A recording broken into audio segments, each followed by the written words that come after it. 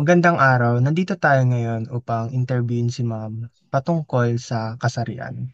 So, bago tayo mag-umpisa, pwede ka po bang magpakilala muna? Hi, I'm Christina Cassandra Nashon, KC for short, and I am currently a second year college student. So, bago tayo mag-umpisa sa interview, gusto ko lang malaman kung may mga naging project ka na ba tungkol sa kasarian. Yes, our organizations are creating brochures, pamphlets, or flyers na pinamimigay sa mga schools, health centers, and especially community events.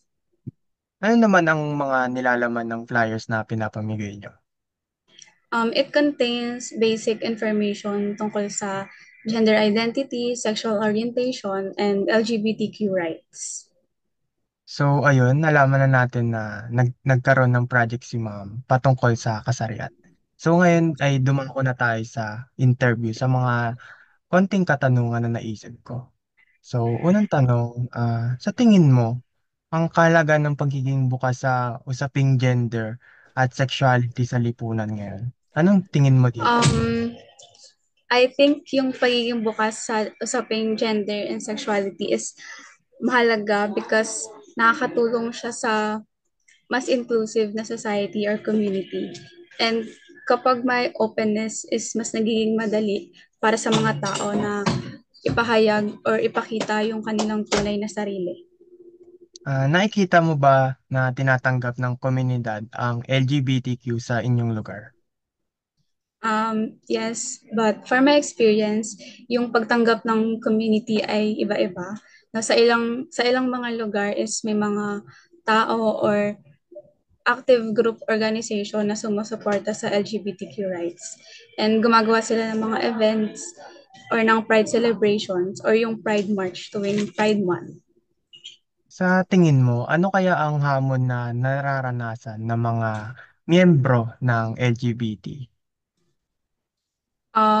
I think yung mga challenges na naranasan nila is yung discrimination sa workplace and yung hindi pagtanggap ng family and especially yung bullying sa school.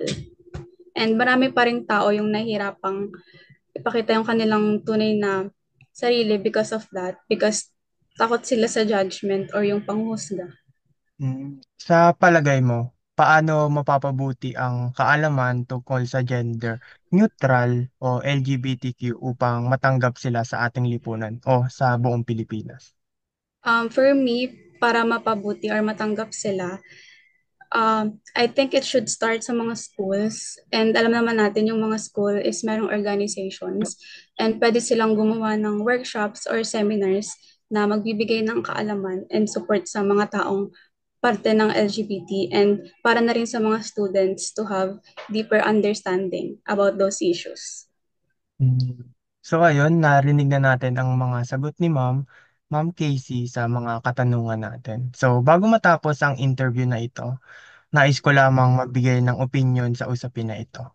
Siguro ngayon ay mas lumalim na ang aking pag-unawa sa mga hamon at karanasan ng kahalagaan ng gender neutral sa ating bansa. At dapat sigurong pagtuunan to ng pansin at lalo pang paglawakin ang kaisipan ng mga tao tungkol sa issue na ito o sa usapin na ito.